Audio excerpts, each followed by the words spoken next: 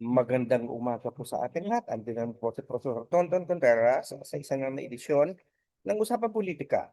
Para sa mga friends ko sa Facebook ay live at para naman sa mga followers ko at dito sa Facebook at mga subscriber ko sa YouTube na laging nag-aabang at laging kong pinapasalamatan, hindi ko bumibitaw, ay siyempre Team Replay. Araw po ngayon ng Lunes,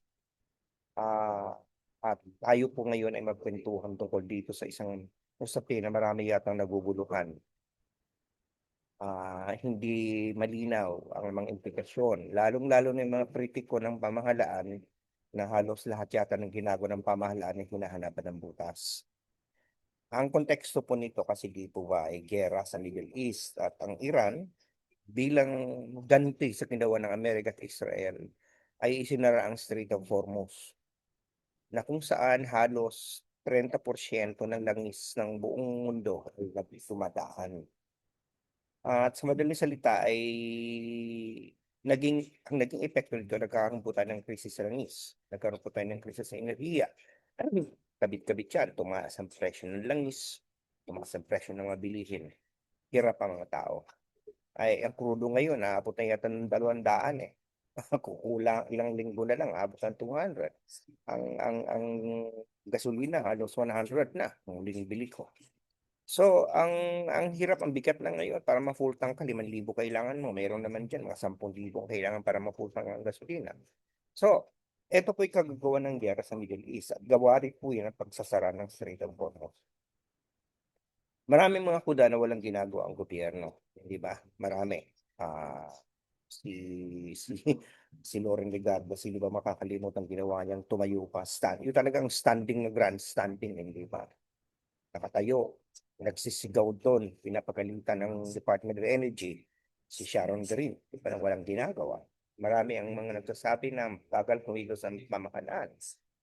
Pero ngayon, nung isang linggo, bago mag-Semana Santa, nakatanggap tayo ng magandang balita na may mga dumating na mga barko mula Russia, nakakabili tayo ng mga langis mula sa iba-ibang sources ng LPG.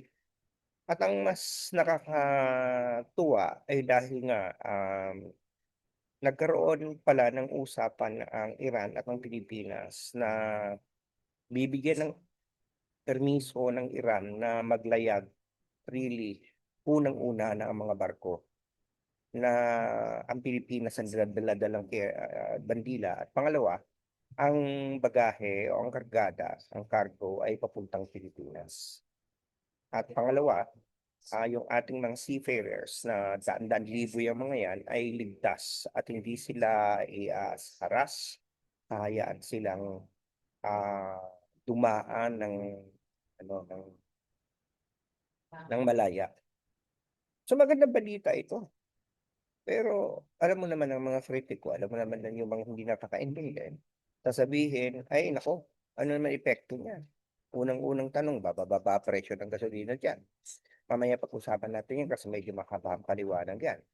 Pero ang sinasabi ng iba, una mo na yung mga basic fundamentals. Parang pudol daw ito, wala naman tayong barko, eh. Wala naman tayong tanker. Unang-una na, meron po mga tanker mga Pilipinas. Maaring hindi masyado naglalayag sa Strait of Hormuz, pero meron po. Pangalawa, hindi naman kailangan ang tanker ay pag-aari ng Pilipinas. Pwede po kasi na ang kargada nito ay laman ay papuntang Pilipinas. At alam mo sa shipping industry, ang mga tanker naman talaga, karamihan dyan ay pag-aari ng Greece. Inaarkila yan ay consignment. Depende sa kargada. So nagpapalit-palit po yan ng mga bandila. Yan ang realidad. Iba yung ownership sa ano yung kinikerry na flag. Una. Number two, dapat nating isipin na ang laman ng barko, nalalaman po yun ng Iran kasi ang sasabihin ng iba na naman, ay paano malalaman na ang laman yan ay papuntang Pilipinas? Eh yan naman po yung may mga dokumento. Ang Iran, may mga sistema yan. Computerized ang laman yan. Hindi yan basta-basta sa makakalusot. Siyempre, tatanungin anong kargada to, saan papunta to, sinong ultimate buyer nito. Kasi tama pa naman ang sinasabi ng iba, eh paano naman tayo maapektuhan yan yung mga langis natin, binibili natin sa Singapore, sa South Korea, binibili natin sa Japan, kahit saan man. Eh hindi naman sa Iran diretso. O hindi naman sa Middle East, hindi naman galing sa UAE o sa Dubai o sa Saudi. Tama nga naman. Pero ito ngayon ang tanging galing lang talaga diretso mula sa Middle East ay yung binibili ng petrol. Dahil ang petrol may sariling refinery, Pilipinas. 30% din yan ng ating energy sources na pinupupo ng iba. Sinasabi, 30% lang pala yan. Pero yung meron kang 30% sa sitwasyon na nagiging baka magtipid tayo sa supply, ang 30% is still 30%. Parang hindi na hindi parang bang walang hangganan at pagsidla ng hindi pagkakatuwa ng mga ito. Di ba? So, balik tayo dun sa point na ang langis daw eh hindi naman diretsong yung binibili natin sa Dubai o sa Saudi, maliban dun sa Petron, eh ang iba diyan karamihan daw ay dumadaan sa Singapore natin binibili, sa China, kung saan man Singapore. O ang tanong, saan ba binibili ng Singapore ang langis niya? Hindi naman ho oil producing ng Singapore. Refinery lang yan. Di ba? Saan binibili? Ay, di doon sa Middle East, dumadaan din sa Strait of Hormuz. O, sasabihin niya, malalaman ba naman ng Iran na papuntang Pilipinas yan? Ay, meron po mga dokumento yan. Pwede nang busisiin yan. Anong laman nito? Saan ito papunta? Sa Singapore. Sinong ultimate buyer nito? Kasi crude oil yan, eh. Hindi naman yan refined. Di sasabihin raw material yan. Sasabihin niya, ito po ay pupuntang Pilipinas. O, therefore, dahil may usapan ang Pilipinas at ang Iran, makakalusot. Dapat nating intindihin, walang kasiguraduhan sa panahon ngayon. Kasi sasabihin, sigurado na ba yan? Walang kasiguraduhan, gera nga eh. Pero at least meron ang word ang Iran. Na kapag yan ay ang final destination niya ay Pilipinas. Una, kapag yan ay barko ng Pilipinas, at sabi nga wala naman tayong tanker, madaling ipalusutin niya. Kung ang dala niyang ang flag ay Pilipinas, papalusutin niya, katulad ng mga Petros. Pangatlo, ay kung ang laman niya na in final destination ang bibili ay Pilipinas, papadaanin yan. So, anong hindi maganda dito sa arrangement na ito? During times of war, kung ipit ka, hahanap ka talaga ng paraan para masiguro mo yung ma-manage mo yung risk. Dahil minimize mo yung risk, there is always the risk that it will not happen kasi nagbobombahan. But if it is straight, it is something that is possible, then Iran will not prevent. So, anong hindi maganda doon? Anong hindi nakakatuwa doon sa sitwasyon na mas gugusto nyo ba na walang makarating na langis para lamang ah, matuwa kayo na kaisa kayo sa gobyerno? Hindi ba? So, yun yung point dito. Yung pong mga tanong na, teka muna, may kasultan ba talaga yung mga yan? Parang meron pang treaty na pinirmahan. Hello. May mga bagay-bagay sa diplomasya na hindi kailang ilagay sa kasulatan. Back channeling ang tawag dyan.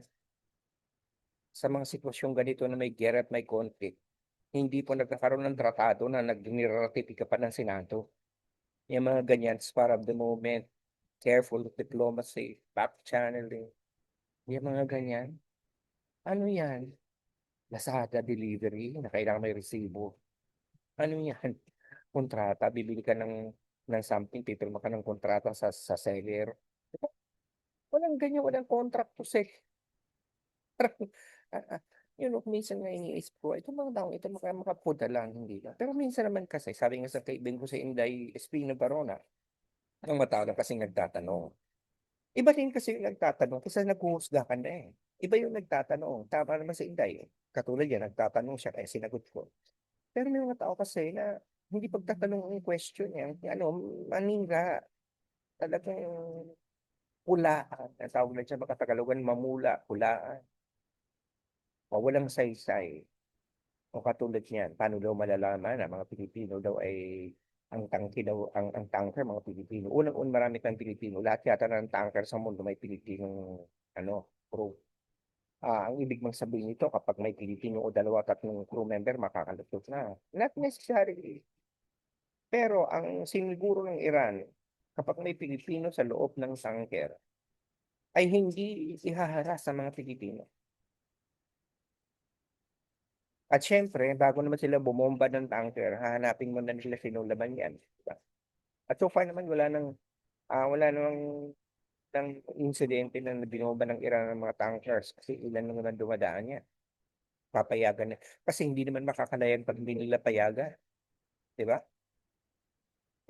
So therefore, kung merong tanker na makalusot yan, ibig sabihin yan ay non-hostile ship.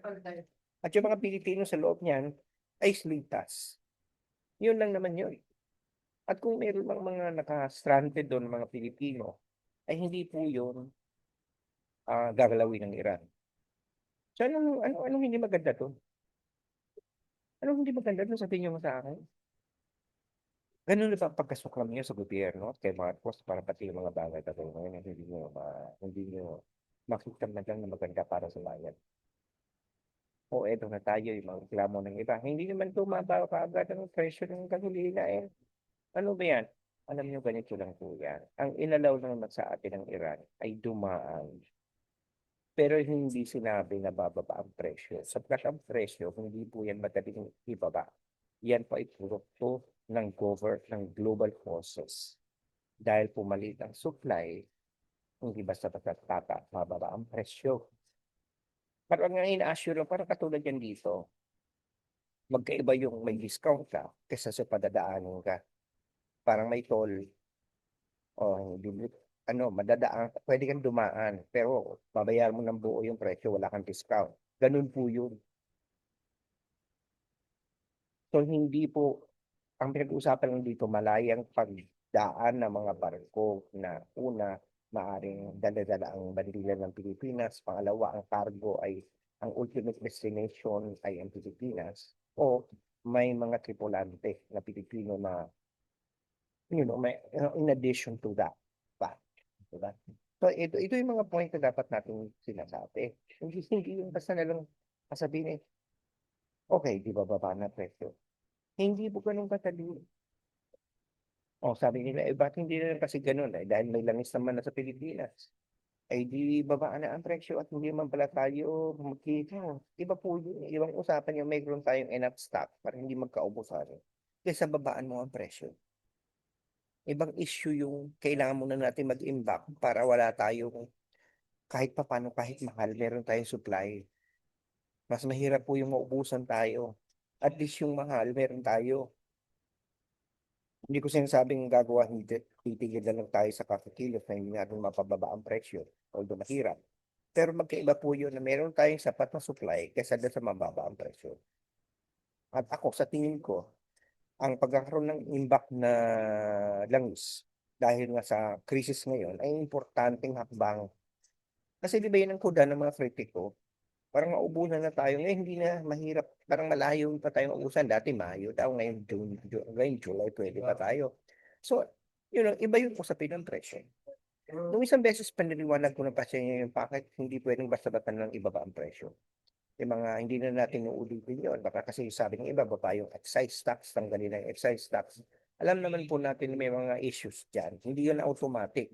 Kasi ang binigay lang naman ng Kongreso kay Pangulong Marcos ay authority to suspend or reduce the excise tax. But hindi na automatic kasi pinag-aaralan niya kasi may epekto sa ekonomiya. Epekto sa ekonomiya. Ginigera na ng gusto ng mga kaliwa at mga kritiko sa Cielo Magno at saka sa JS Punong Bayan. Samantalang tama naman ang sinasabi nila. Mas mabuti pang i-target mo na lang yung masasaktan ng gusto, bigyan ng ayuda, kaysa ibagsak mo excise tax na matutulungan mo, mas sigit na matutulungan mo ang mamayayaman may kaya kaysa dun sa mga nakikita. Tapos, sa mangyayari pa, ma-undermine mo pa ang economic health mo dahil ipapapabuhat na ng kita ng gobyerno. Alam mo, yung mga tao basta-basta nang isip, babaan to, taasan to, alisin yun. Pero kailan may ayuda? Isang wala perang pang ayuda ang Pilipino, ang gobyerno. Mangungutang, tataasan ng buwis sa ibang bagay, tapos ayaw naman tumaas ang buwis. Parang ang dali-dali isipin, pero sana naman pag-isipan natin maraming moving parts, hindi ganun kadali, pinaliwanag ko na yan. Hindi sa manner, hindi masyadong madali, nataasan mo ang presyo para matulungan mga driver. Pagkataas mo naman ng pamasahe, ay di ang masasaktan naman ng consumer. Pag binabaan mo naman ng presyo para matulungan ng mga mahihirap natin kababayan, yung driver naman ang arise. So para ang hirap balansehin lahat ng mga to. Gusto tanggalin ng VAT. Mismo si Senator Lacson nagsasabi na pag ang value added tax ang ginalaw mo, bilyon ang mawawala sa Pilipinas. Daan-daang bilyon. At anong implikasyon nun? Meron ba tayong pantutut sa ating mga programa? Alam naman tumigil na kailangan natin ng mga budget para sa kalusugan, para sa infrastructure, sa edukasyon. Saan yan kukunin lahat kung wala tayong quiz na kukolektahin? Yun na. So it is really hard to simply think of this as easy. So, yun yung point dito. At itong mga tao na para bagang ang unang iniisip pag ganyan, ano yung kulang? Yan. Sorry kung medyo maingay. Nasa loob ako ng isang public place. May mga tao. So, kung may narinig na maingay, pasensya na po. Ayan. May, ayun. May ano, may dumaan sa harap ko na halip na ano yung po at sorry na. Hindi mo naman matarayan. Ayun. Hindi ko naman pag-aari itong pinalalagyan ko. Diba? Pasensya na kung nag-ilag. Ewan ko, yun. Diba? Narinig niyo ba yun? Hindi. Okay. So anyway, well, pwede natin basta na lang sabihin na napakadali na ng solusyonan yan. Kayo nga, magsolusyon. Ang problema, siyempre, nasa ideological difference yung mga progresibo natin at kaliwang kaibigan. Siyempre, ang tinglagan nila, ang kapitalista ang nangiisa. Di ba pinaliwanag ko na rin sa inyo, hindi porket bumaba ang presyo ng gasolina, ay bababa agad ang presyo ng langis.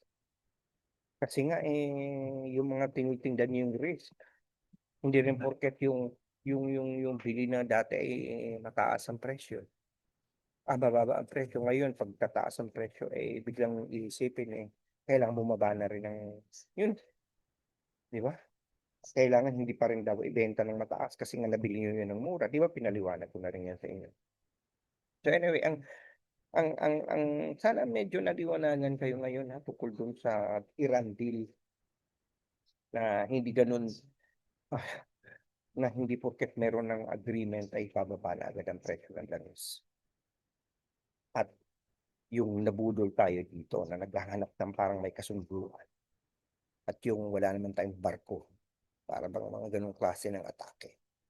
Anyway, dahil yung sinasabi, sana napagturo ko yung kaisipan, napos ko yung puso at napapagong panahon sa buhay, lalo na sa usama political dahil sabi sa kanang dasal, teach my touch hard and transform lives. At sana nakapusilbi ako sa bayan dahil sabi sa kanang UP serve the people. Okay? Ah, araw pong ng Miyerkules, meron tayong usapang politika. Pero sa Biyernes po, baka wala ulit tayong usapang politika sapagkat ako po ay may gagawin no na tatrayin ko sa hapon. Pero mukhang mahirap. So sa Friday, hindi po tayo ulit nag-usapang politika. Sa Wednesday lang meron. Napaanunsyo na po yan na. Kasi buti minsan na may mission naman. Sige. Okay? Lagi yung sinasabi. Yung pinalimahal. Animal Lasal, magandang umaga, magandang hali, magandang hapon, magandang gabi. Nasa man kayo naroon sa mundo sa ngayon, lalong-lalo sa mga team replay na loyal sa hapon. Bye for now. Talk to you Wednesday. Bye.